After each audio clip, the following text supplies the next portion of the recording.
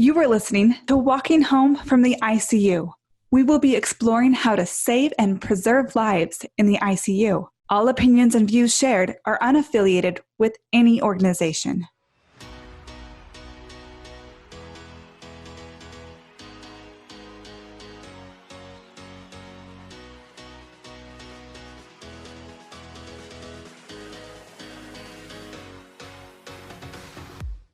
These past 40 episodes, we have discussed in length how avoiding sedation and increasing mobility in ICU patients improve overall mortality and quality of life. We have been developing this understanding throughout extensive research over the past 20 to 30 years. Yet, in the past 2 to 3 months, our critical care community has been flipped upside down. After all the progress we have made in improving outcomes of ARDS survivors, we have now seen an 88% mortality rate in patients on ventilators in New York. What happened? Is it just this new virus, or are there other factors impacting patient outcomes? We learn what happens when our best practices, our resources, and our advancements in sedation and mobility in the ICU are no longer available to us. Dr. Dixie Harris gives us insight into the importance of maintaining adequate staffing ratios, hospital resources, and cleaving to the sedation and mobility practices we know drastically change outcomes for the better. Dr. Harris, thank you so much for joining us. Can you introduce yourself and a little bit of your career timeline? Sure. My name is Dr. Dixie Harris, and I'm a pulmonary critical care and sleep physician. And I initially, after training, I practiced in Pennsylvania for 10 years, and then I moved to the current place I'm practicing, and I've been here for almost 15 years. Wow. And you had a very recent, I don't even want to call it a venture, but a big experience up in New York. Yes, I had the opportunity to travel to New York State to be part of a disaster relief team during this COVID crisis.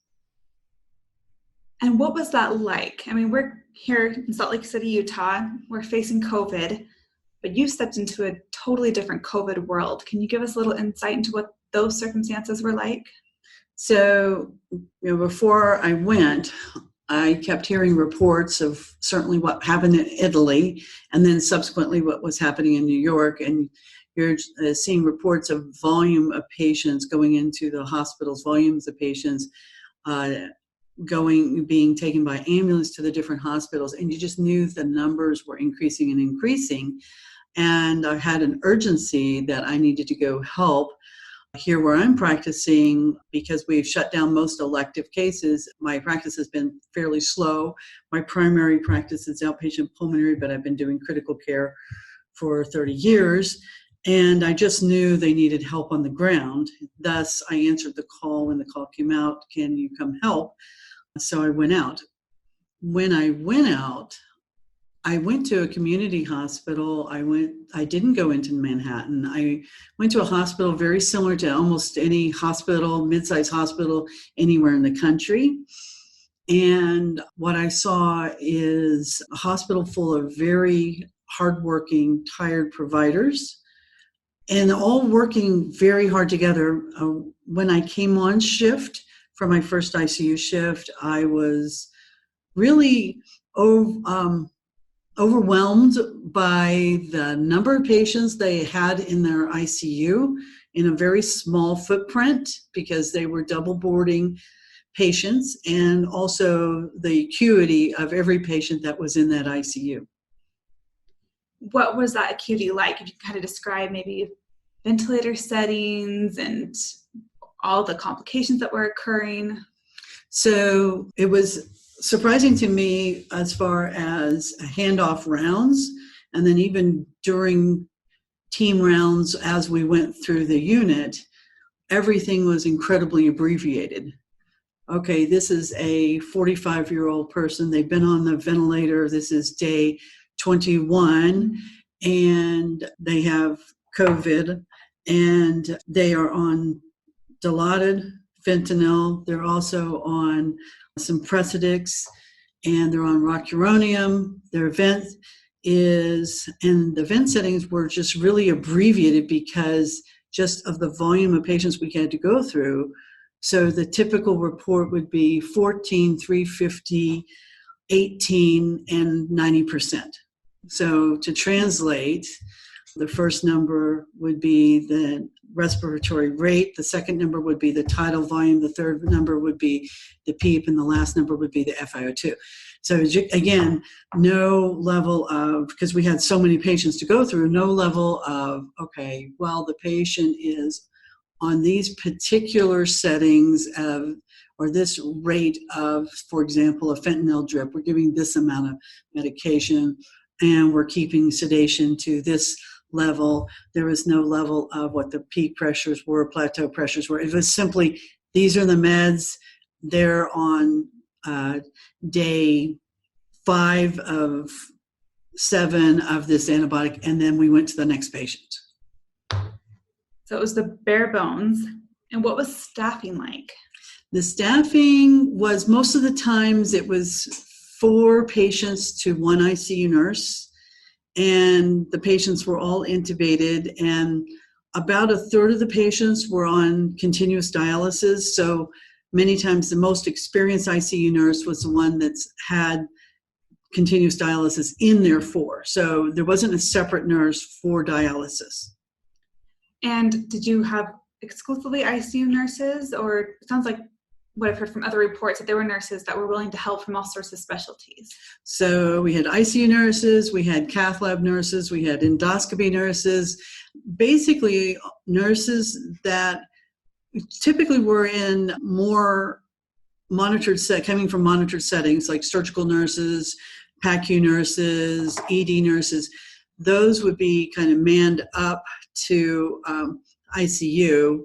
Many times they would team a nurse who hadn't been an ICU nurse, and they'd team them with another nurse, and maybe they each would do 3 and 3. So 3 patients and 3 patients.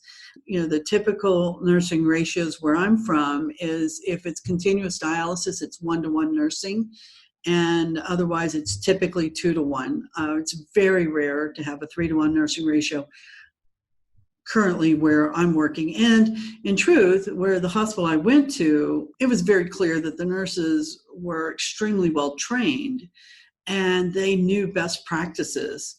It's just the limitations of the volumes of patients.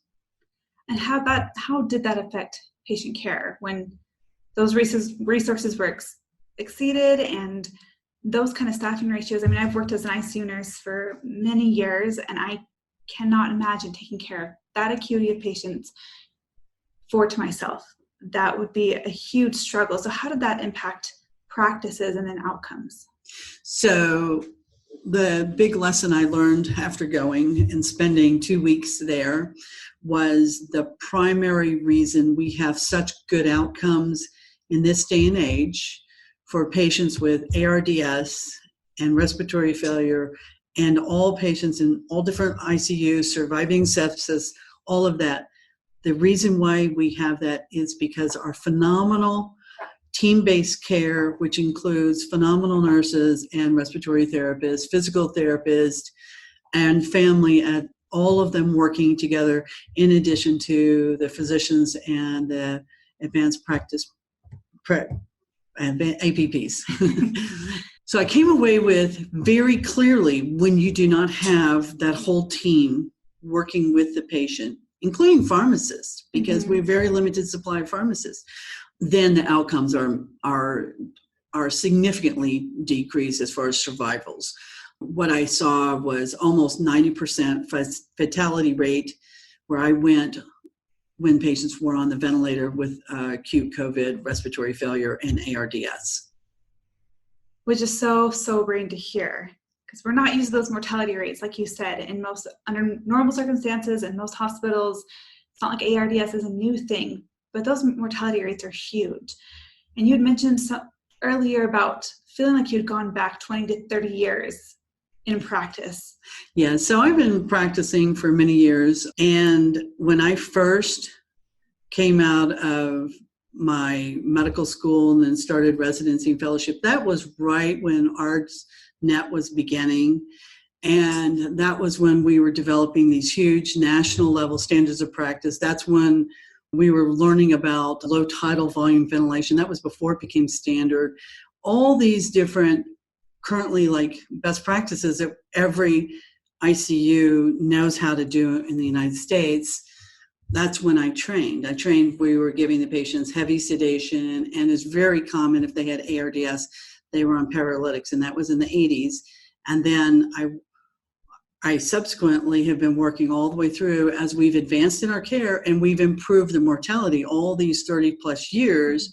And then all of a sudden I walk back into an ICU when, in truth, for legitimate reasons, if a nurse has 4 patients, they have to keep the patients fairly well sedated, because if a patient is on 20 of PEEP and 100% FiO2 and they accidentally extubate themselves, then what do? You have to run, get anesthesia. And they did have patients who had self-extubation and die. So they knew they had to heavily sedate the patient because they didn't have sitters. They couldn't be at the bedside the whole time. So if you could pick up those patients there and transport them to a place that wasn't overloaded, how would those practices look different, especially in the aspect of sedation and mobility? So the interesting thing about what I did is I went from 2 weeks of night shifts at this facility, and then I came back to my home facility and worked 3 night shifts, and it was night and day. I went from the 1980s care. Again, this hospital system where I worked, and the nurses knew how to do great care. It's just you had too many patients.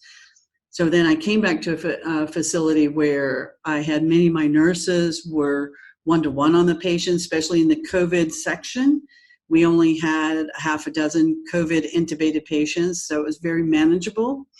And the patients were getting every bit of care. They were getting turned. We were proning in New York. We had proning teams. But when we are proning here, we're better able to keep track of every little irritation, not even lesions on the skin yet. It's just starting to get red. We're able to get right on top of it. Every little thing that can go wrong, we were able to handle here where I live immediately before it became a really big problem. Whereas in New York, many skin lesions, skin breakdowns would happen, so we're not moving the patients. Certainly, in my time there, and I arrived there just after surge, I did not see a single patient walked on a ventilator or even sat up. Mind you, I was night shift, but still I didn't hear about that.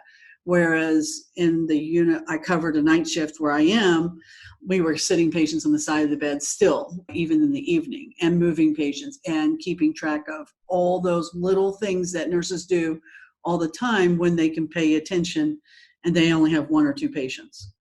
Yeah, when you're 4-to-1 with that kind of acuity and running continuous dialysis machines, you physically cannot do anything but keep those sedatives running. And if you can keep things continuously hung, you've been successful. And so what did it look like for patients that had been so deeply sedated and even paralyzed for how long? And then what did that look like? So many of the patients were paralyzed for days. Again, they, of course, knew you want to minimize paralyzation, but part of the problem was trying to keep the patients adequately oxygenated, ventilated. They were fighting the vents. And also, they also had ventilators that were much older. We saw vents that were over 20 years old that didn't have all the sophisticated details that the newer ventilators have. So all the different bells and whistles that we have now that we can use that can make it more comfortable for somebody to be fully awake, not on sedation, on mechanical ventilation. You just had these workhorse vents that were just, I kind of like thought of them more as like a piston engine, like it was just pushing the air into the lung, and no release, no pressure release, there was nothing gentle about it. And so then, you see you're using old equipment because obviously a hospital's not going to have enough ventilators, so you're getting them from FEMA and other places, and then you have to sedate the patients. You don't have enough people to watch and make sure they don't self-extubate or make sure they don't pull out lines. And then this is what you have. You have care that what we did 30 years ago, but we're certainly not delivering now. That is so interesting, because I think our second episode, we talked to Terry Clemmer, and he gave the history of ventilators and sedation, and talked about how really sedation was started because of those archaic ventilators, because they are so uncomfortable, because they're insufferable. But the point was, now we have all these advanced ventilators that are so much more personalized and customized for patients and much more comfortable. But in those circumstances, that's not there anymore. So sedation is not an option, especially with 4-to-1 nursing. So when patients, the few that were extubated, what were the struggles after extubation, and what do their outcomes look like? So very few successes, frankly, for patients getting extubated. But the patients I saw, one patient I can remember in particular had gotten extubated 2 days prior to me arriving, and I was there for 2 weeks. That patient stayed in the ICU mostly because of high oxygen requirements, was usually on bi-level for hours on end during the day and at night, and was slowly being weaned off. The problem was this patient had been intubated for about 25 days, had been on paralytics for about 10. And so when I was seeing the patient, initially, the first of my 2 weeks, the patient could not lift her hands or even her fingers off the sheets.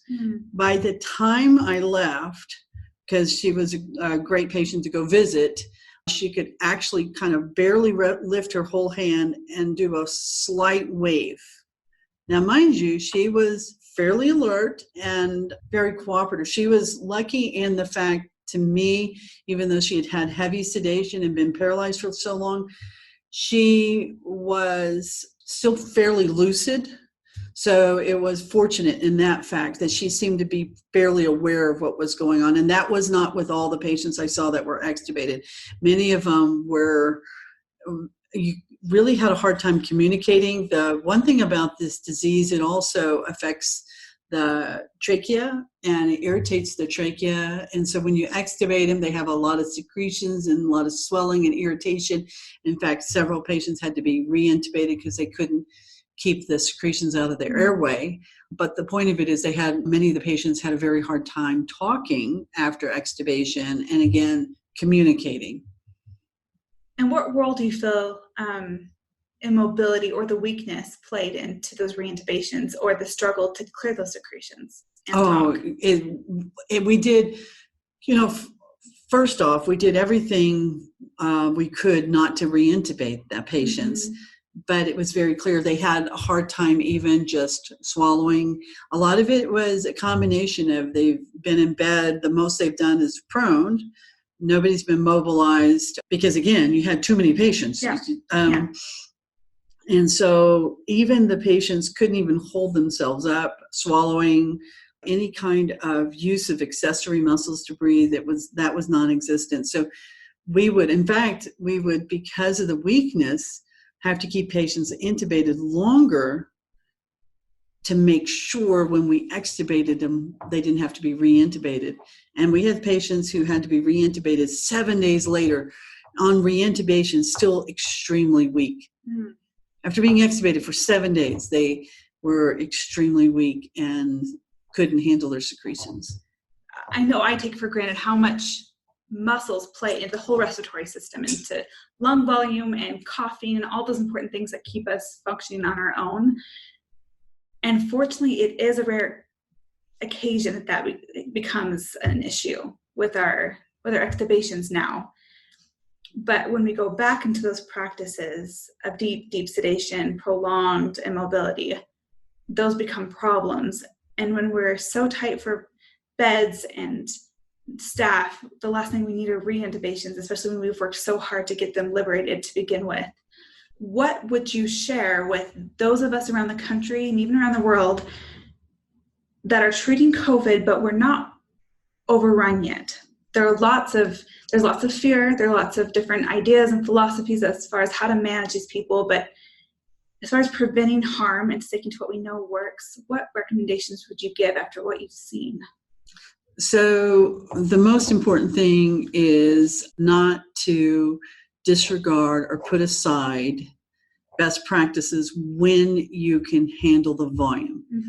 So, and the best practices is everything from appropriate nursing ratios. Mind you, these patients can be very sick, so maybe they need one-on-one nursing, not 2-to-1.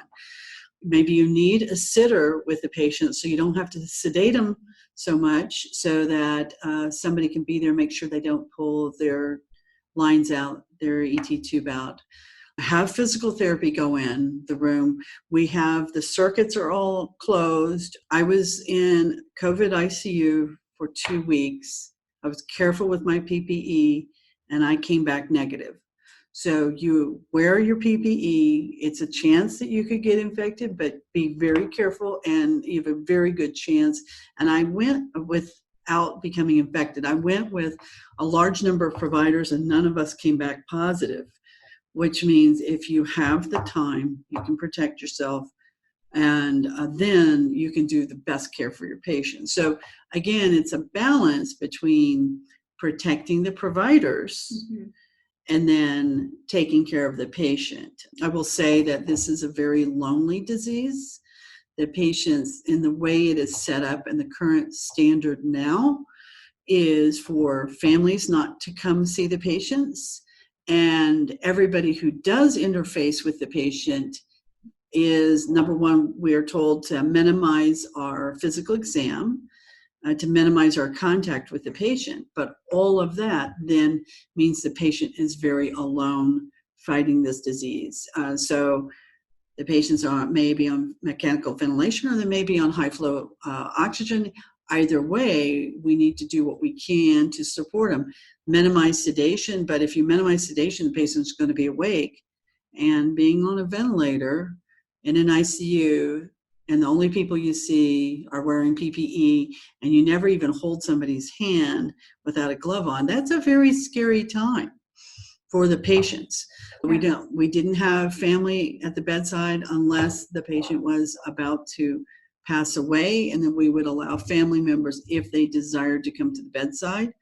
In my opinion, I don't think that's the best care for our patients. I think the patients will do better if the family is there, participating in rounds, participating in medical decision making, and providing emotional comfort and support for their loved ones. Yeah, that's a huge consideration. I think we've been focused on PPE and the social distancing and all these other factors, but now we're seeing that the things that we take for granted, like family presence, is making a huge difference in their rates of delirium and their overall outcomes and their motivation to work and to do physical therapy. So that is your recommendation, to actually continue to involve family. That was one of the jobs of the attending physicians, was to call the families and to update them with anything that new happened. And every day, families got called, sometimes multiple times a day. In addition to, the patients were able to be shown their family on iPads through FaceTime. Mind you, we just had nurses available to do that, or the physicians to go in, or APPs to go into the room. So we didn't have even necessarily communication teams. We're starting to get into that. But again, it's always this balance between minimize the exposure of people to the possible COVID. So you're trying to minimize people in the ICU versus the need to have the team there to take care of the patient.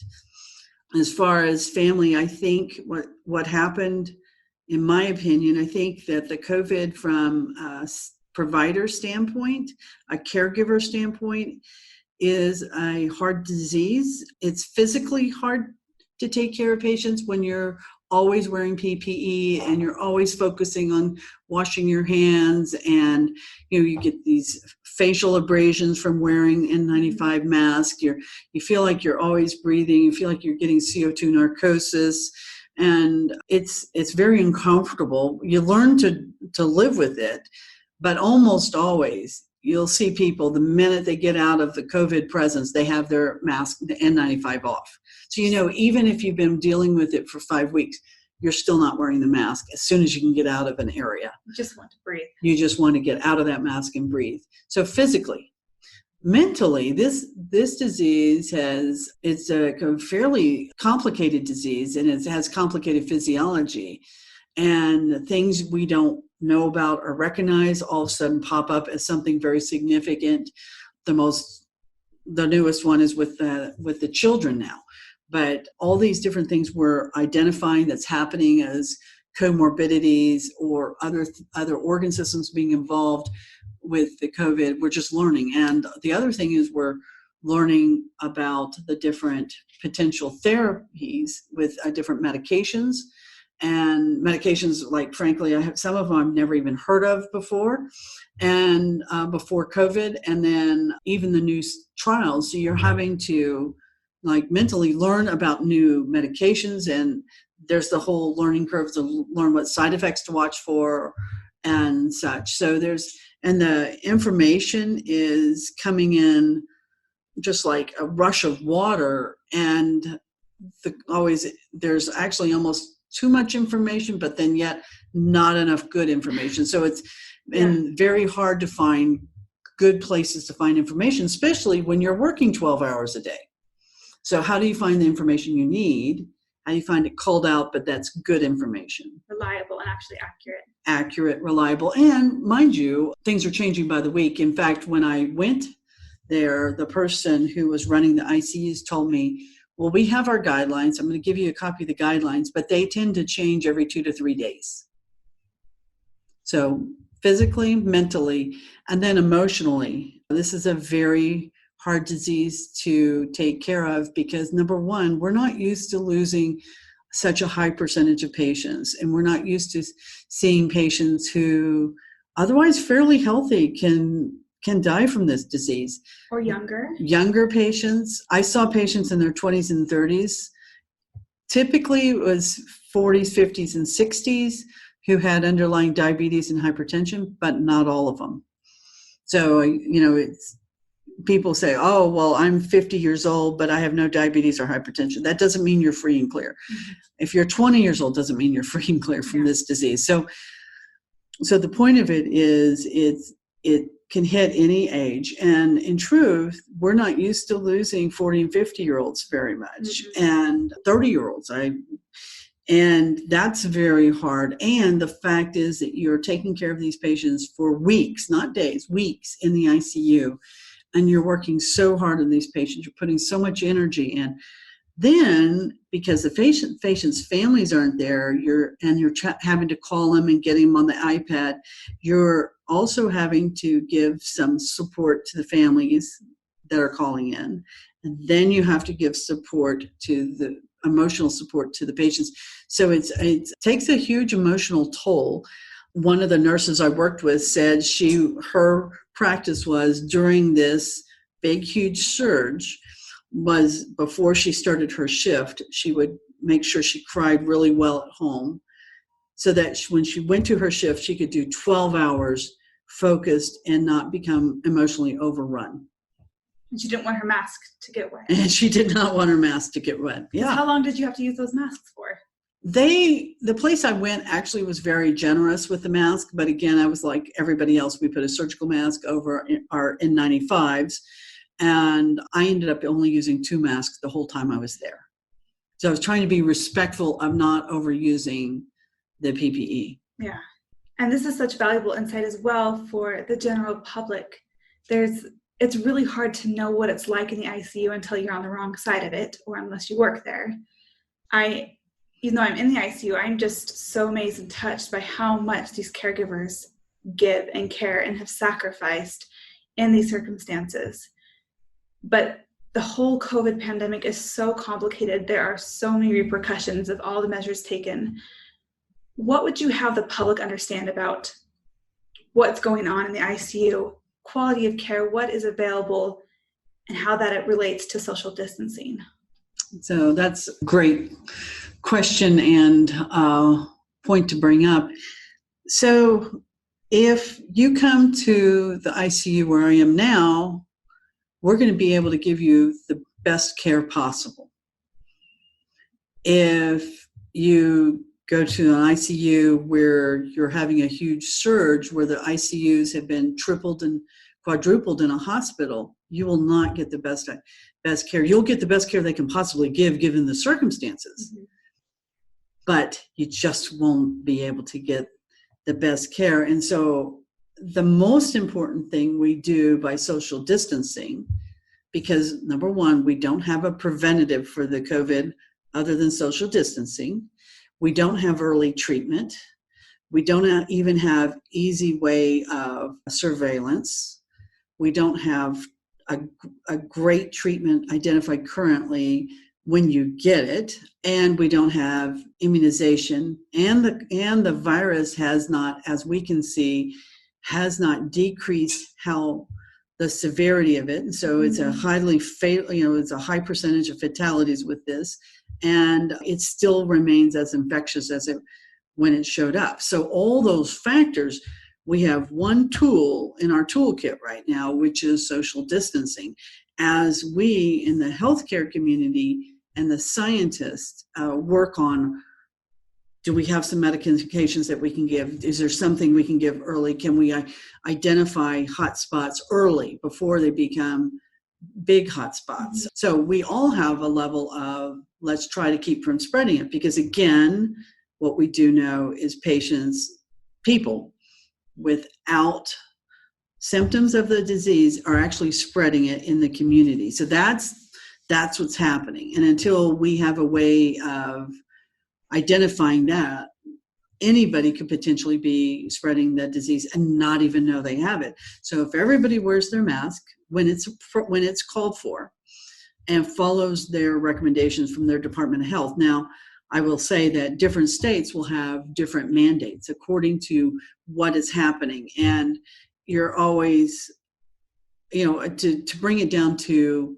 very simple, you wear your mask as recommended so that you will have an ICU bed if you get super sick. So that's a simple way of saying it, because if I get sick, I want to have an ICU bed. If I'm one of those small percentage that gets very, very sick with this disease. And I don't want to share my nurse with 3 other patients. And I don't want to share my nurse. I want to have my nurse. I want to have all the attention that I know that U.S. healthcare can give. I want a pulmonologist like you running my ventilator and not a resident going off of what they learned off of YouTube. Yes. It all plays a role in mortality, and it's very humbling. I think everyone should feel their own mortality as a reality right now. And we've considered those that are at risk as those above a certain age and immunocompromised. But what you're saying is our risk factors, especially in America, are even bigger than that. Hypertension, obesity, diabetes. And age. Mm-hmm. And all of those things come more with age as well. Right. And so we're not just protecting ourselves, we're protecting our loved ones that carry those risk factors and anyone in the community that carry those risk factors, and ensuring that we have a bed or they have a bed and a nurse and all the resources available to get the best care, to have the best chance. Mm-hmm. Kind of started my own hashtag give us a chance to give you a chance. Mm-hmm. And I think if the community understood what it was like in the ICU, especially up in New York, I mean, you went when things were getting better, but we're all capable in all areas of overrunning our resources and not being able to give the best care that we can and want to give. So thank you so much. Is there anything else you would share with the ICU world or the general public? No, I'm actually came back very positive that we can do it. I will say that the people in New York are amazing. They're the most tough, honorable people I've ever worked with. People who are willing to work 5 weeks in a row without a day off, 16-hour days, many of them, and all doing that because this was their calling. Again, this could happen to any community in the United States. So we have to respect the disease, and that's probably respect this COVID disease as the most important thing, because it can hit the community and it can sneak in and hit any community at any time. We're not reopening things because the risk is gone, but because beds are available. Beds are available, and if everybody does what they're supposed to be doing, we can continue keeping the numbers of patients coming into the hospital, coming into the ICU with the COVID-19 disease to a manageable level. Okay, let's do it. Go team. Thanks so much, Dr. Harris. Thank you. If you want to join in on the conversation, leave a voicemail at 801-784-0472 or reach out to me on Twitter.